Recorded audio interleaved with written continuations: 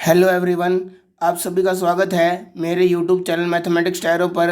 और दोस्तों आज हम अपनी एक्सरसाइज 1.3 की थ्योरम्स को स्टार्ट करेंगे। दोस्तों थ्योरम्स को स्टार्ट करने से पहले इस एक्सरसाइज के अंदर यूज़ होने वाले कुछ दो तीन बेसिक फॉर्मूले या स्टेटमेंट्स हम देख लेते हैं, ताकि आप थ्योरम्स को प्रूव करते हुए कन्फ्यूज़ ना हो कि हमने क्या किया है। तो दोस्तों आइए पहली हमारे स्टेटमेंट को देखते हैं जो हमारी लिमिट पॉइंट को दर्शाती है। दोस्तों अगर आपको इस स्टेटमेंट के बारे में डिटेल से जानना हो तो आप मुझे कमेंट करके बताइएगा, मैं इनको आपको स्टेटमेंट के साथ समझाऊंगा। पर इस वीडियो के अंदर दोस्तों हम केवल उस पार्ट को ही ध्यान से देखेंगे जो हमारे थ्योरम्स को प्रूव करने के लिए काम आएंगी।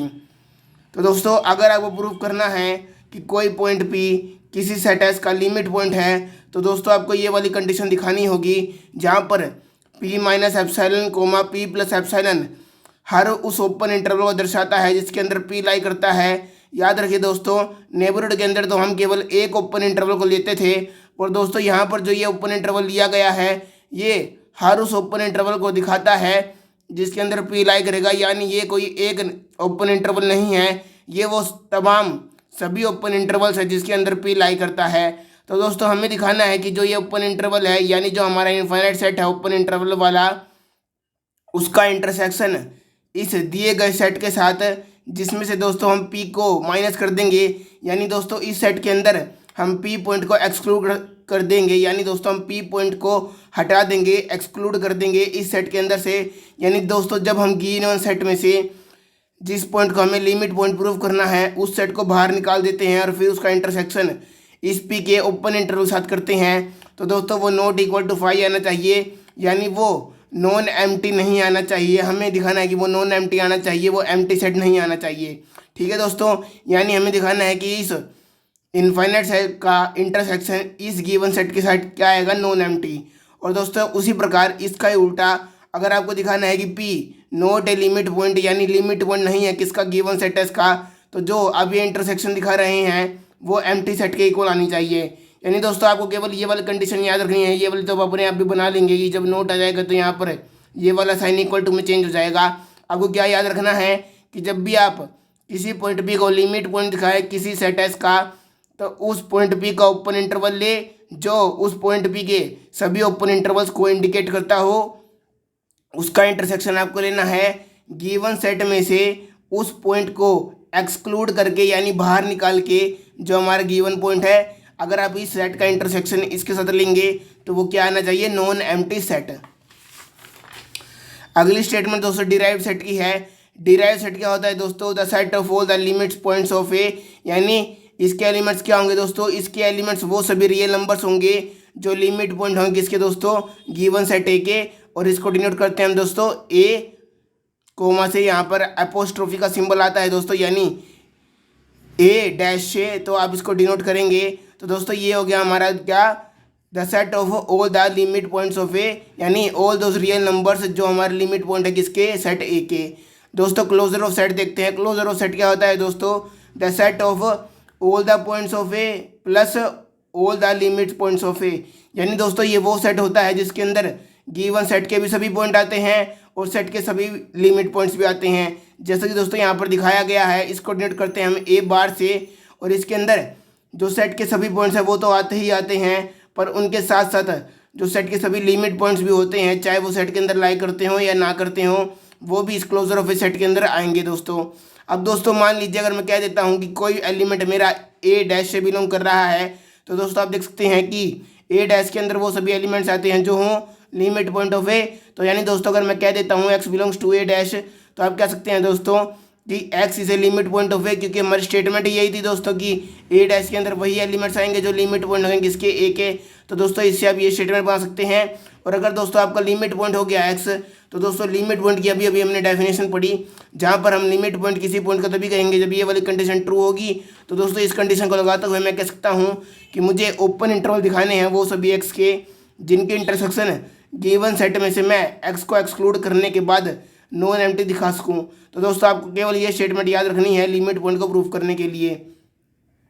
अब दोस्तों आपको एक स्टेटमेंट और याद रखनी है कि जब भी आपको प्रूव करना हो कि दो सेट आपस में इक्वल है, यानी ए इक्वल टू बी, तो आपको ये दोनों कंडीशन दिखानी होती है कि A is a subset of B and B is a subset of A. जब आप ये दोनों कंडीशन दिखा देते हैं तो आपके दोनों सेट दोस्तों आपस में इक्वल हो जाते हैं, यानी आपको ए को बी का सबसेट दिखाना पड़ेगा और फिर बी को ए का भी सबसेट दिखाना पड़ेगा। अगर आपने ये दोनों कंडीशन दिखा दी तो ये आपस में इक्वल हो जाते हैं। तो दोस्तों आज की थ्योरम करते हैं, जो हमारी थ्योरम नंबर 1.22.2। इस थ्योरम के दोस्तों 3 पार्ट्स हैं। तो दोस्तों आइए तीनों पार्ट्स को ध्यान से देखते हैं। तो दोस्तों हमारे सबसे पहले कहा गया है ऊपर जनरल इन्फॉर्मेशन में कि A and B are subset of real numbers, यानी हमें दे रखा है कि ए भी सबसेट है दोस्तों किसका, रियल नंबर का, और बी भी सबसेट है रियल नंबर का। ऐसा क्यों दोस्तों? क्योंकि हमने पढ़ा है सीक्वेंस सीरीज के अंदर जो भी हम चैप्टर्स पढ़ेंगे वहाँ पर रियल नंबर्स के सबसेट यूज़ होते हैं। तो दोस्तों ये एक जनरल स्टेटमेंट है जो हमें एक इन्फॉर्मेशन देने के लिए यूज़ हुई है कि हम यहाँ पर कॉम्प्लेक्स नंबर की बात नहीं करेंगे। तो दोस्तों आइए पहले पार्ट को देखते हैं। दोस्तों पहले पार्ट के अंदर में प्रूव करना है कि अगर ए सबसेट है बी का, अगर ये वाली कंडीशन ट्रू अगर हम मानते हैं तो दोस्तों इस कंडीशन का यूज़ करते हुए हमें ये वाली कंडीशन दिखानी है, यानी जो डिराइव सेट होगा ए का वो सबसेट होगा किसका दोस्तों, डिराइव सेट हो बी का। तो दोस्तों आइए शुरू करते हैं।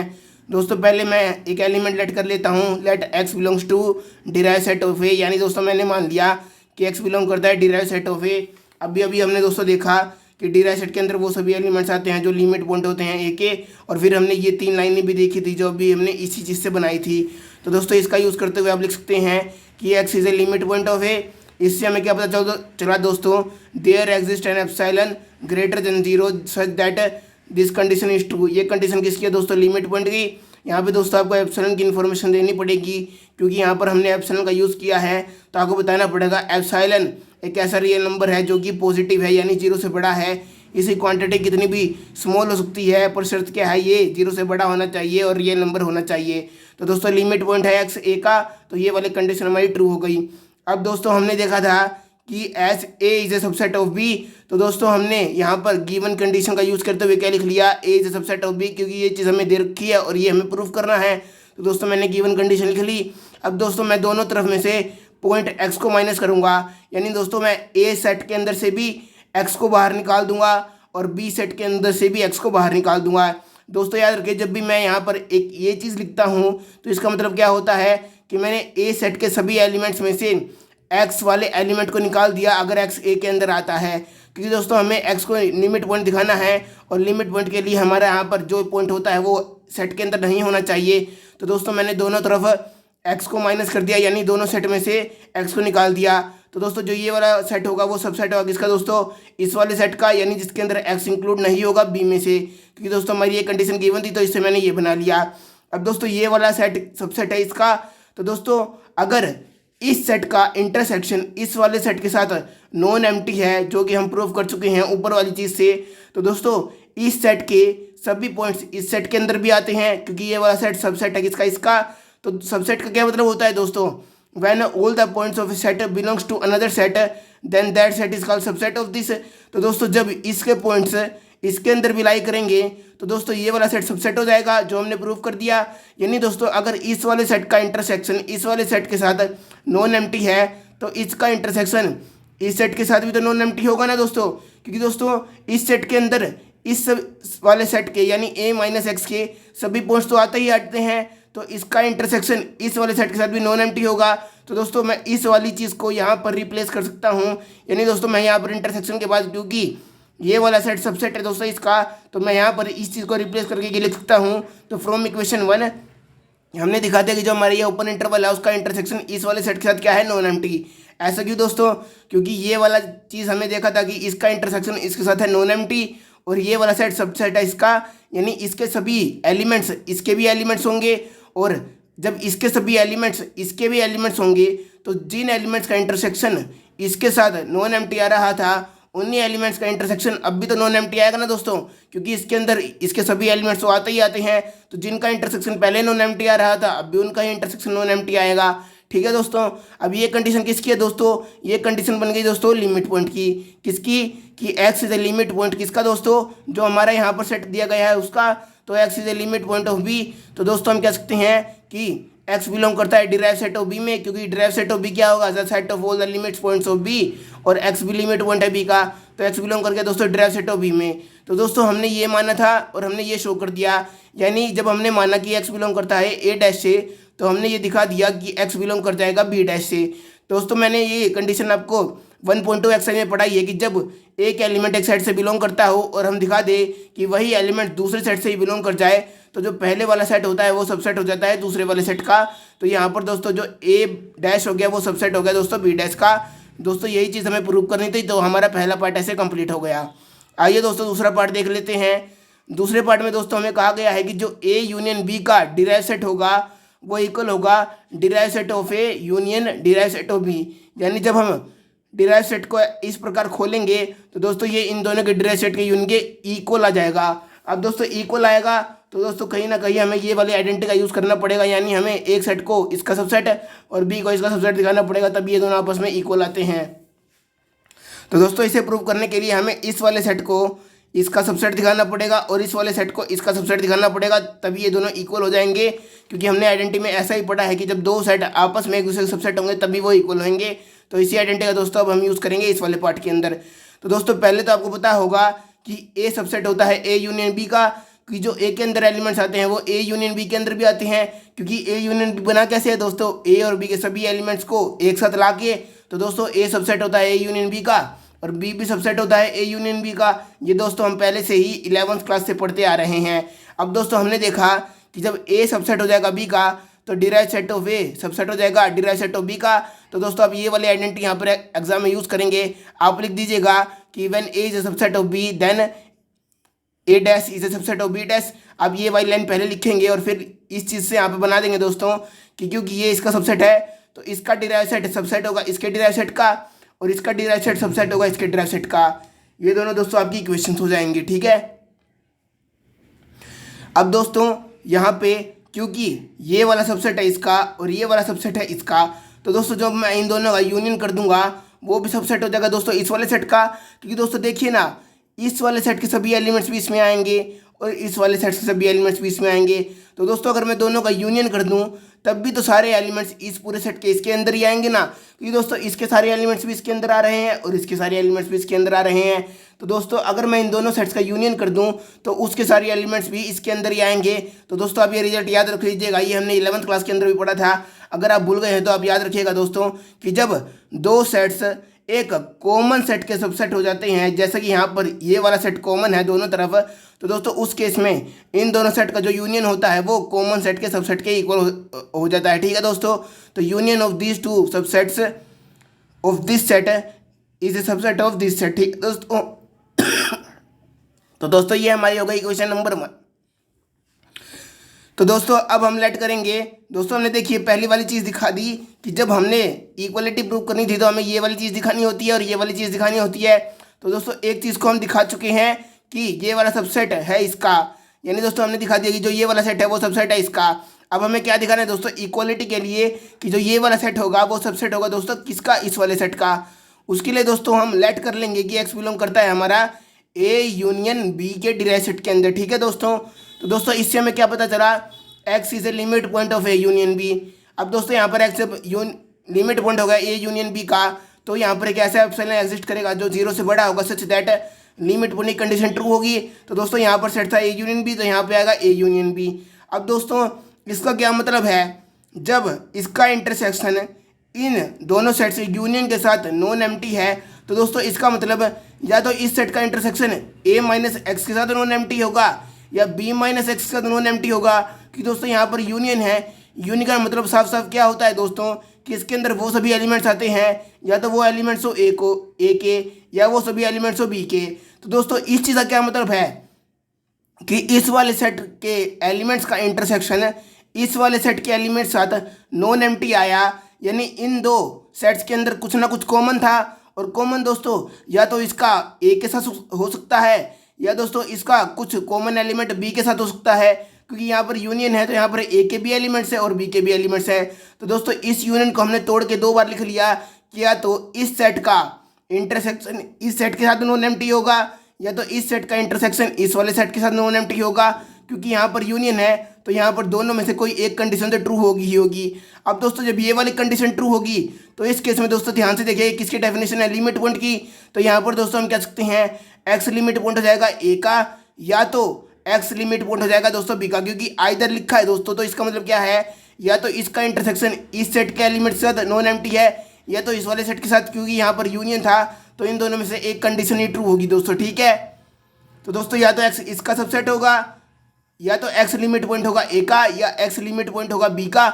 और दोस्तों यूनियन का मतलब ये भी होता है कि इन दोनों का एक साथ भी हो सकता है, यानी आइदर दिस और दिस या बोथ, ये दोनों कंडीशन दोस्तों एक साथ भी ट्रू हो सकती हैं। तो दोस्तों या तो एक्स लिमिट पॉइंट होगा ए का, या एक्स लिमिट पॉइंट होगा बी का, या एक्स लिमिट पॉइंट होगा दोस्तों किसका, ए और बी दोनों का।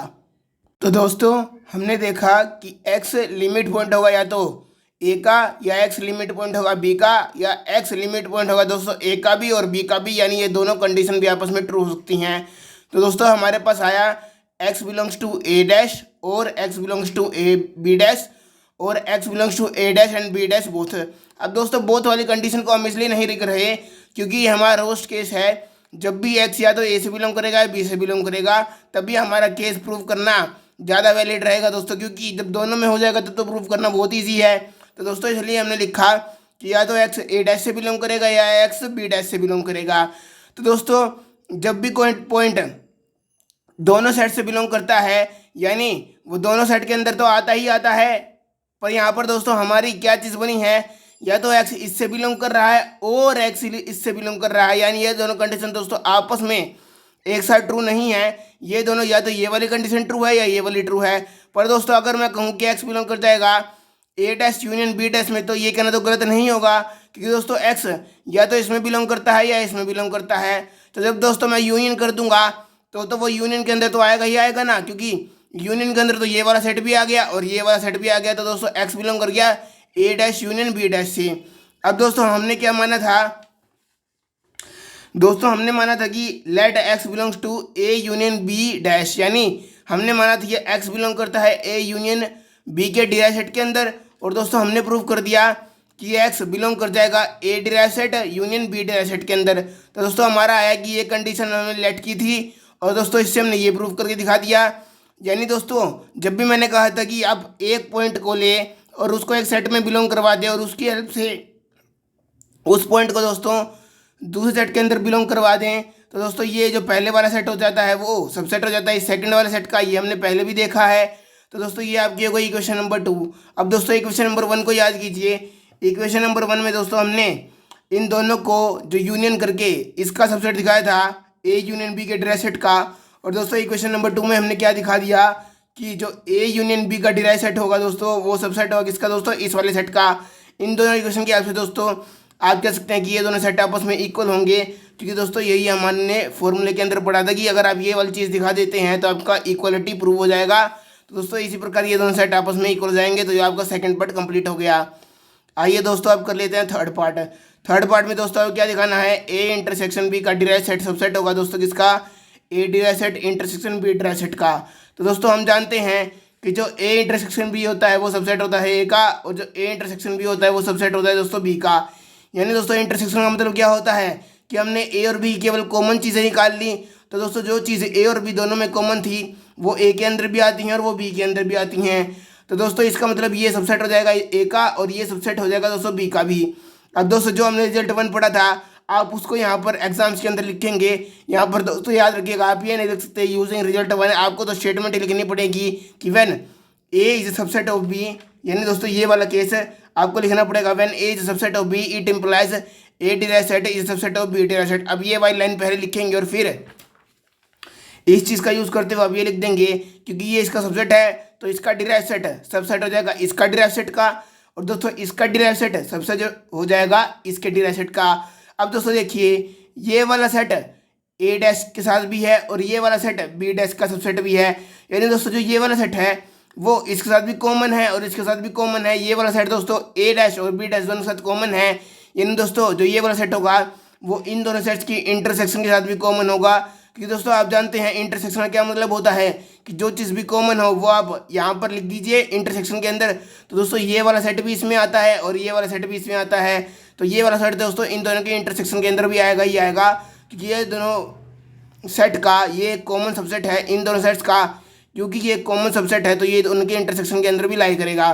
तो दोस्तों बस आपको यही प्रूव करना था, ये केवल 3 ही लाइन का प्रूफ था, इसमें ज़्यादा कोई बड़ी बात नहीं थी। तो दोस्तों मैं उम्मीद करता हूँ आपको ये तीनों पार्ट समझ में आए होंगे।